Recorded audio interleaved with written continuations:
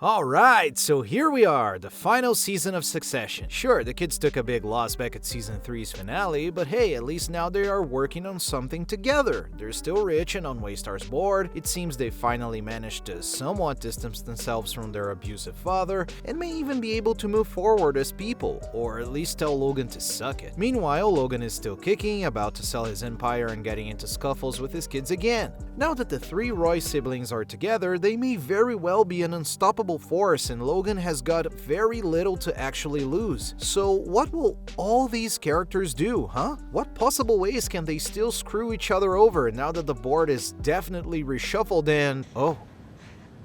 I don't know, I do love you.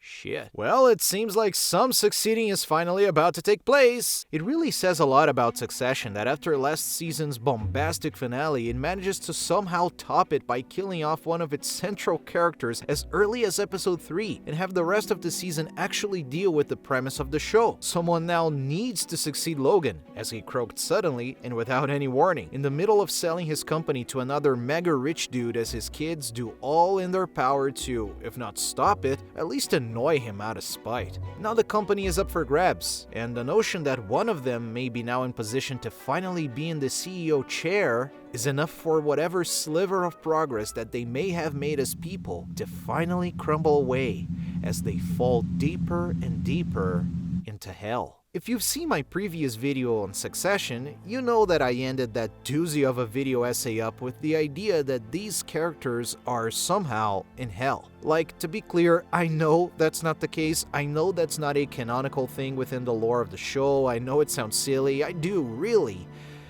But holy shit, does this last season make me believe all the more that they're in hell. And not just Logan and the siblings too. Allow me now to summarize and analyze the context. After the massive failure the kids took last season, they are now working together on their own business venture by the name The 100, which from my understanding is like an alternative communications and news outlet focused on digital. Their first order of business, once they catch wind of it, is to try and snatch the Pierces away from Logan, who is, again, trying to buy them for himself before the selling of Waystar is complete. Like, this is something that by and large wasn't even in their plans or really helps them that much when it comes to their new project. They just really want their dad to suck it. And in a laughably ridiculous real-time bidding war that sees the Pierces getting offered way more than they are clearly worth. Different people saying different numbers, 8, 9.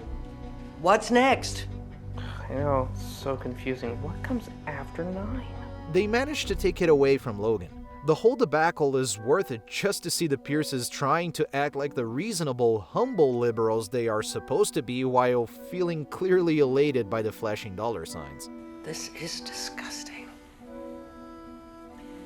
But thank you. Anyway, Logan obviously doesn't take losing well, so he goes on his usual tactics of trying to emotionally manipulate his kids away from each other, in this case Roman. The problem now is the kids are looking to be a thorn at his side in any way they can, because while they can't directly stop the sale to Matsson, they can make it harder since they are members of the board for Waystar and can claim, say, that they think the sale is undervalued and that they want more money. The siblings aren't exactly on each other's corners or, good people now, but they do try a united front strategy for a change, and you can see there's at least some sort of positive effect on them as they unite to piss off and confront their father. You see, Logan thinks that if they press for more money, Matsson's gonna walk away from the deal, so he does try to set up a little reunion for them to get on the same page, and they just start airing their dirty laundry.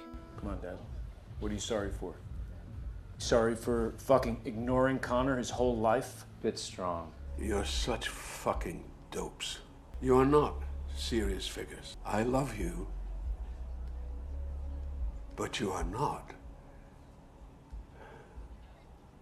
serious people. After that, Logan decides to go meet with Matsson himself in order to communicate and better talk a defense strategy. It's right on the day of Connor's... the eldest son. Alright. And would you look at that? Well, I'm sure that after the initial shock, the siblings will take this as an opportunity to finally break away completely and go on with their rich lives since the sale is happening anyway and... oh? What's that? Logan actually left behind a piece of paper that barely counts as a will stating that Kendall should be his successor? Would you look at that, he even scribbled on it and either highlighted or scribbled out his name, and there's no way to know? Not only that, but Logan's death opens up a bunch of venues for a lot of the support cast to make their own schemes and develop their own agendas, like the so-called old guard of the company, and even Tom, who now finds himself in the delicate situation of losing his protector, the man he betrayed his wife for, while being on very bad terms with his wife, who may now somehow sweep the company from under him. They are in the middle of a divorce talking, and also Shiv's pregnant. But you see, this is the decisive moment where these characters, trapped in a room in hell, find themselves at a crossroads. The door opens. They can get out, like Logan never did. Do they, though? I think you already know the answer to that.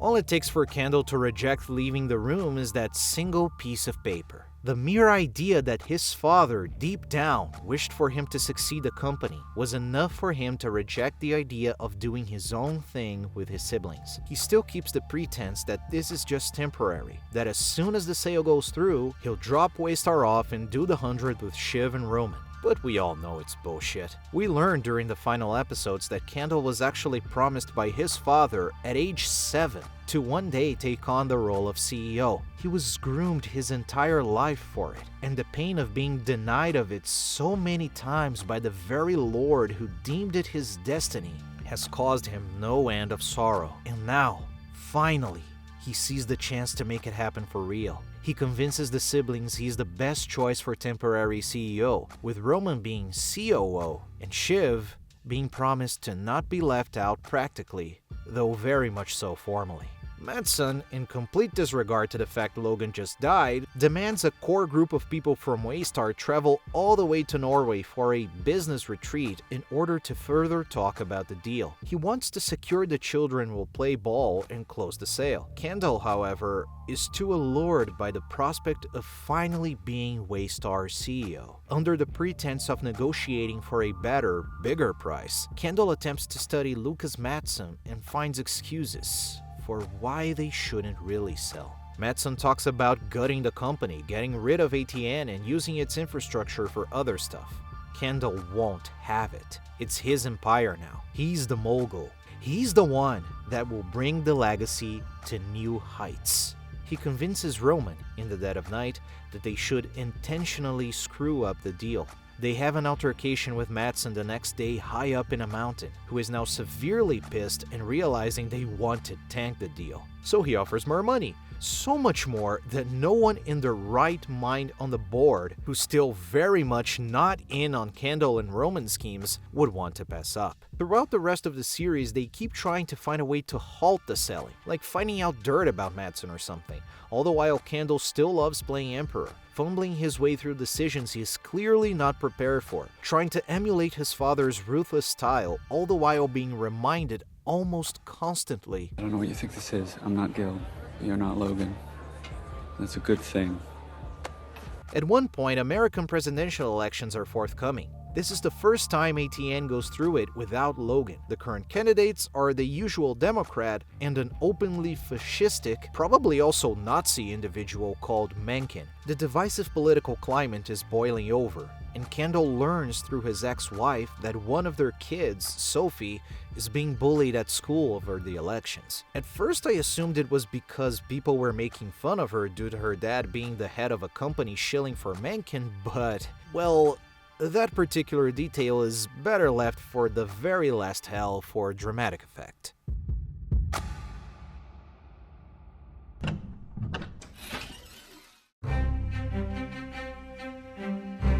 So, as of last season, Tom betrayed Shiv due to how badly he was constantly treated by her. Plus, he's a power-hungry middle manager who saw the opportunity to stay on Logan's good side. They get in talks about finally divorcing, while Shiv finds out she's pregnant, but is too scared to tell him given the current predicament. Now that Logan croaked, Tom's position within the company is shaky at best, since he was his protege. You're a clumsy interloper and no one trusts you. The only guy pulling for you is dead, and now you're just married to the ex-boss's daughter, And she doesn't even like you. Jesus, Carl. That means he wastes no time trying to secure his position on whatever future Waystar may face, resorting to all sorts of low tactics such as appealing to Shiv's feelings for him in order to get back together or trying to suck up to Matsson. Seriously, he's just throwing everything at the wall and hoping for something to stick. Meanwhile, Shiv has just been blown off by her brothers and handed an empty promise of eventual compensation she does not believe, so naturally she comes up with her own plan. During Gojo's business retreat, she gets closer to Matsson and sees an opportunity to one-up her brothers by becoming a double agent, especially once she finds out her brothers are trying to tank the deal. She wants the sale to go through so Matsson can offer her a big position in Gojo in recompense for her services, and her brothers still trust her enough in order to loop her in their plans, all the while she gets to witness Tom flailing around. Turns out Tom's efforts do end up working and they do get back together for an episode. See, they host a pre-election party on their apartment, which is obviously a front for working all the angles they can within their objectives, and things quickly turn sour. Kendall and Roman ask Shiv to invite the political insider Nate Sofrelli, a former lover of Shiv with which she cheated on Tom on multiple occasions. Shiv invites Matsson to try to put a wrench on her brother's machinations. Matsson is still very much unamused by Tom, and during the social mingling he implies Tom is gonna get shit-canned if the sale goes through, and Shiv is way too chicken shit to actually stand by her man, so she just sorta nods and goes along with it. Tom gets wind of it all through gossip and gets furious. Shiv then learns Matsson's user numbers in India are actually fraudulent, a fact he has been keeping from her all this time, and now she's worried she may be betting on the wrong person while fucking her family over. This all culminates into an argument in the balcony where they both deeply twist the knife on each other's wounds, attacking and berating everything they've kept bottled up, about not only their marriage, but each other. You're pathetic. You're pathetic. You're a masochist and you can't even take it. I think you are incapable of love. And I think you are maybe not a good person to have children. Later, Shiv finally reveals her pregnancy to Tom, and he doesn't even believe in her. That even true? What? Like, is that even true?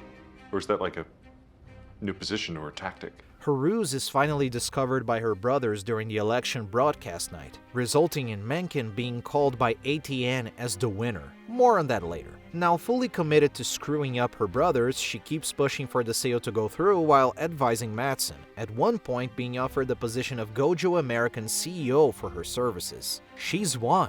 She played it better. The majority on the board will vote in favor of the sale. She will finally get her dues after being looked down upon in favor of her brother so much, of having the CEO position dangled in front of her and snatched away by Logan, of being the woman who was never respected.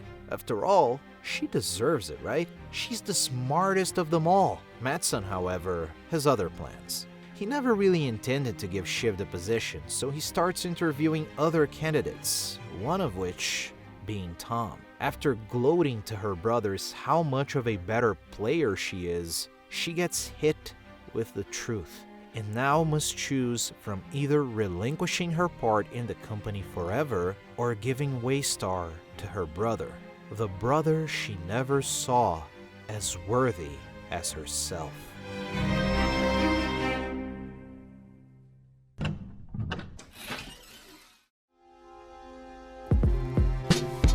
Roman spends the entire last season essentially being pushed around and trying to prove to everyone else he's capable of being as ruthless as his late father. Right before Logan dies, he manages to get his clutches on him again. For all of Roman's occasional qualities when it comes to convincing people and generally being actually reasonable when it comes to business decisions, Okay, but is it actually worth that?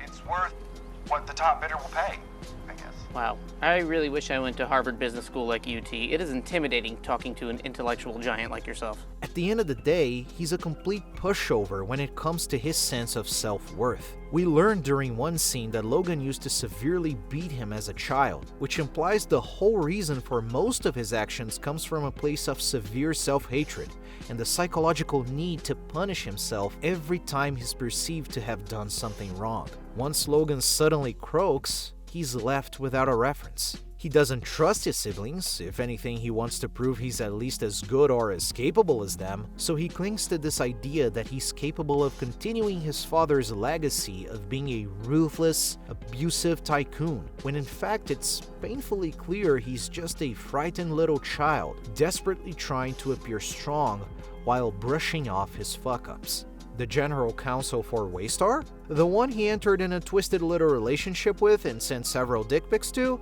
He suddenly thinks it's a great idea, being the current COO, to fire her on a flex of power. Okay, chop chop. Joy has a lot of relationships. She has a lot So of do I. friends, and you are a weak monarch in a dangerous interregnum. No. And I think you need to This reconsider. is something that Dad would have done, and Oh, you know well, it. maybe, but you're not your dad. Well, maybe I'll fire you too. Sure, I'm not on the kill list. Turns out having a bunch of dick pics assures they need to pay her off big time. Who would have thought, am I right? Every time Roman tries to take center stage, he makes a fool of himself, assuming he doesn't chicken out entirely. He simply can't handle the pressure, not so much because of the position he finds himself in, but because he's in clear, constant fear of failure. In his quest to prove he can actually be an unscrupulous force of nature, he starts pining for Mencken during the elections. He's good friends with him from the previous season, followed his father's opinion of backing him using ATN, and acts largely uninterested by the fact Mencken and his supporters are clearly Nazis trying to demolish democracy. And let me just say, as a non-American, I was shocked to learn how much the opinions of a news network actually matter when it comes to settling US elections. Like, seriously, a given network calling which candidate they think has won shouldn't be that much big of a deal, but apparently it is, and can help shape public perception when it comes to accepting the result of the election, which is crazy to me. Anyway, during election night, a group of,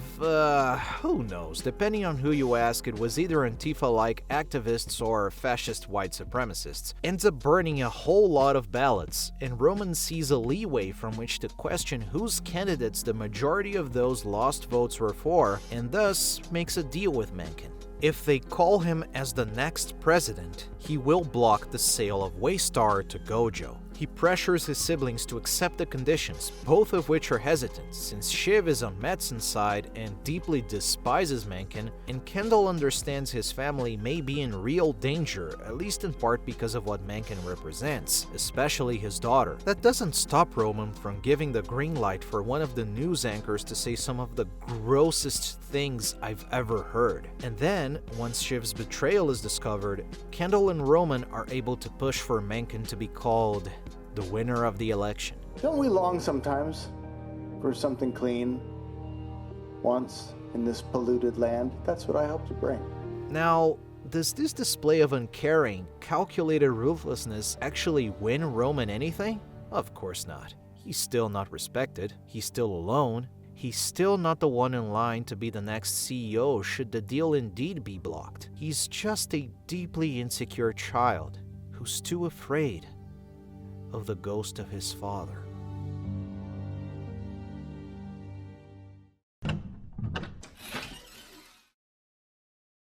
Okay, time to explain the reference/gimmick here. Jean-Paul Sartre, a famous French philosopher and writer, wrote a stage play in 1944 called Huis Clos, literal translation closed doors, but generally called No Exit by the English-speaking world. It's an existentialist play which tells the story of three individuals who find themselves in hell right after their deaths, which is comprised of a hotel where people are locked into rooms with each other. The characters in question are Joseph Garçon, an unfaithful to his wife journalist who committed desertion by fleeing from an unnamed war, Inés Serrano, a sadistic lesbian postal clerk who seduced her cousin's wife and manipulated her into leaving him, and Estelle Rigaud, a gold digger who married an older man for money, had an affair with a younger man, got pregnant, and killed her own child. The whole point being that these people are locked inside a room in order to emotionally torture each other forever. Inés admits she's a terrible person and is attracted to Estelle. However, Estelle is straight and lusts over Garçon, which drives Inés mad, while Garçon is not particularly interested in Estelle, which makes Estelle mad. Plus, Garçon is deeply insecure over the fact he's seen as a coward and seeks validation from Inés, who is unwilling to give it to him, which gets him mad. And then Estelle gets mad over the fact Garçon just won't have have sex with her in front of Ines, and you got the idea. These three individuals have been finally selected by Satan or whatever to be stuck with each other because they push each other's buttons and bring about their own worst impulses in an endless cycle of psychological torture, which is the play's ultimate thesis and one of Sartre's most well-known quotes. Hell is other people. One of the most interesting parts of the play is towards its very end, when Gerson, desperate over this state of affairs,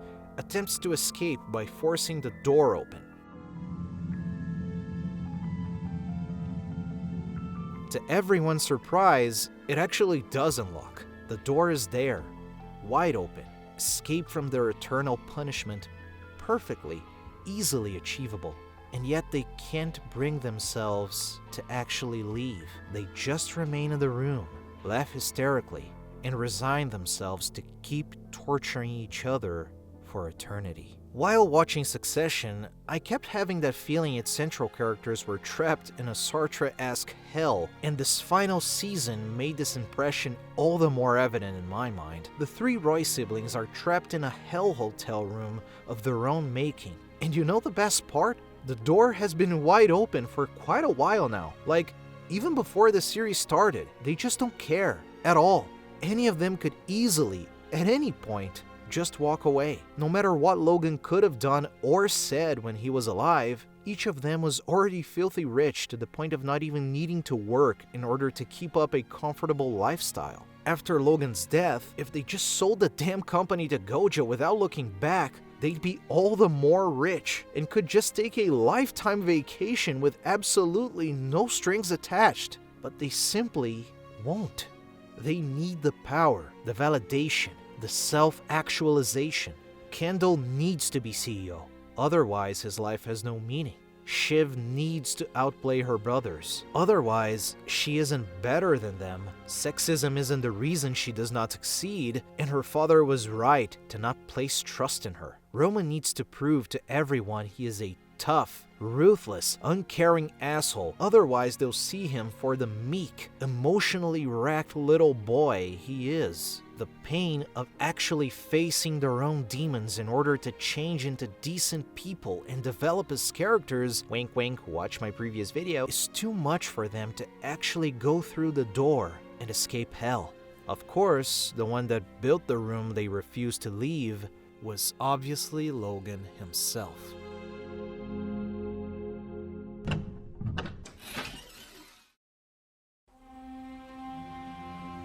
Like I said in my previous video, Succession doesn't do flashbacks. It only does character dialogue as it informs us of what these characters have gone through, or at least what they believe they have gone through. Logan has been through his own hell. He and his siblings were born in Scotland just before the outbreak of World War II. Their mother sent them to live with their uncle in Canada, who was deeply abusive and severely beat Logan. During a speech by his older brother Ewan in his funeral, we learned her little sister, Rose, passed away as a baby from polio, which Logan believes to be his fault as he may have passed it to her. This all shows that there was a human with actual feelings and emotions behind the unmistakable monster that was Logan Roy. He then passed his own hell to his children. He resented them for being born into the riches he accumulated by himself. He felt they weren't deserving of his spoils. He didn't show them love and affection because in his eyes, that would be validation. He groomed Kendall to be the future CEO from age 7, only to take it away from him because he grew jealous of his success. He demeaned Shiv because she was a woman and didn't want to believe she was capable of anything. He beat Roman black and blue because he reminded him of his weaker self and wanted to pass on the abuse he suffered at the hands of his uncle. He shaped his own children into these hurtful, miserable, needy, jealous human beings who torture each other endlessly over imaginary carrots on a stick he placed upon each of them. And it all comes to a head in the finale.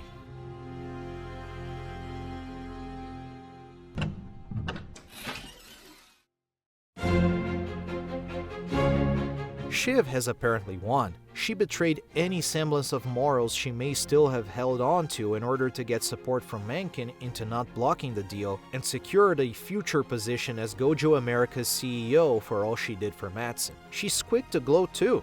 Well, fuck off. okay? I won. And I'm sorry for winning.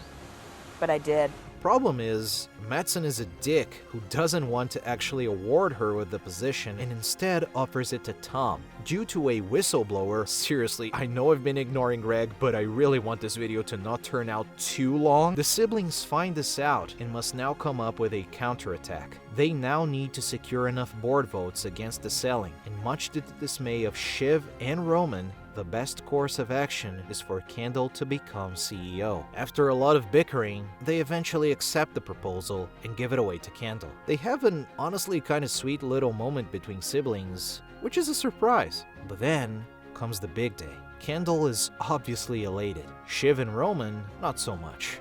The voting starts, and it goes pretty much like they expected, and it all comes down to Shiv breaking the tie. She stares at the open door out of hell and refuses to go through. She can't bring herself to vote against the sale and give away the power she dreams of to Kendall. It is then the siblings go for a sidebar and have a complete meltdown. They are reduced to children bickering between themselves, coming just short of actually saying what they mean. Well, it's not all about you. I know. Yeah, you are not the most important one. I don't think I am. Yes, you do. You do. You do. You fucking do. I beg you, listen, I can do this. I don't think you'd be good at it. What? I don't even believe you. I don't believe you. I don't. I don't think that you would be good at this. For fuck's sake, Shiv! I mean, for fuck's sake! I love you. I love you, but I cannot fucking stomach you. This is fucking disgusting. It's disgusting. It's disgusting. You're disgusting. You're fucking heartless. What? It's fucking nuts. It doesn't even make any sense. It's all a glorious temper tantrum that really shows how little these people think of themselves, how stuck they have been on childhood grudges, how they never developed beyond children making noise while their dad was trying to work. Kendall goes completely pathetic as he pleads with Shiv to vote yes, and even denies the one moment of deep honesty they've ever had between siblings back in season 3, when he came clean to them about his involvement in the death of a caterer back in season 1. And then Roman just drops the biggest bombshell minutes before the end of the final episode. I am the eldest boy! You're not. And you know, it mattered to him. He wanted this to go on. Well, I mean, she's the bloodline, though. Rome. Well, that's just what Dad said. I'm just saying what Dad said. They are a pair of randos. One is a buy-in. The other is half Rava, half some filing cabinet guy, right? Kendall's kids are not biologically his. Seriously, my jaw was on the floor for that part. I never even considered it. I did raise an eyebrow when I saw his daughter didn't seem to match his ethnicity, but turns out she was adopted, and his son was born from artificial insemination. The family mocked them behind Kendall's back, with Logan apparently showing disdain for the fact his son is infertile. Think about how this reveal recontextualizes Kendall's decisions to call Mencken the winner for a second. I thought his daughter was being bullied at school for her connection to him, but nope. She was being bullied and harassed because she's most likely an immigrant, and Kendall was in cahoots with the guy that literally advocates for white supremacist xenophobia. Holy shit, Succession! Kendall snaps, but not for long. Shiv goes back to the board meeting and votes no. Roman apparently realizes they're all stupid assholes and gives up any pretense of power. Hey, we are bullshit. The sale is officialized. Tom becomes the next Gojo America's CEO, with Shiv back by his side. And since they're in hell, everybody loses. Every single one of them. It's implied throughout the season that Tom can't handle the pressure of having such a high position. He can't sleep and snorts coke to stay awake. He will now spend the rest of his days deeply worried about his enemies snatching away his crown, and probably die of a heart attack from overwork. Shiv gives up any chance of ever being the boss woman to become the wife behind the man with actual power in a loveless marriage, because this arrangement was preferable to her than giving the CEO position away to Kendall. Roman made a fool of himself on numerous occasions, has no one left in his corner, is emotionally lonely, and lost the chance to prove everyone wrong. But at least he seems to have a somewhat decent chance of leaving the room. Maybe. Heck, I'd argue even Mattson lost.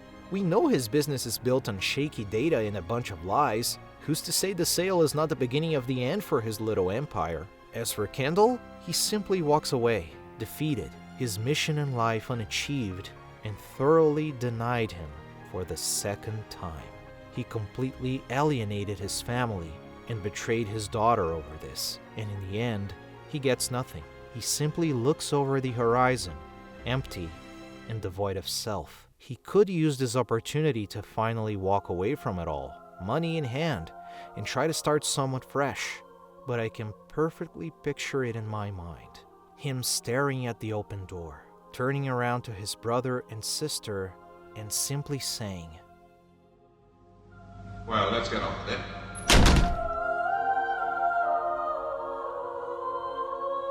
Alright, that was it for this video. Loved the finale. This final season was absolutely great and really cemented Succession as a masterpiece of television in my opinion. Anyway, thanks for watching, like and subscribe if you feel like it, maybe check out my previous videos while you're at it, and all that call to action YouTube stuff. Until next time, and bye!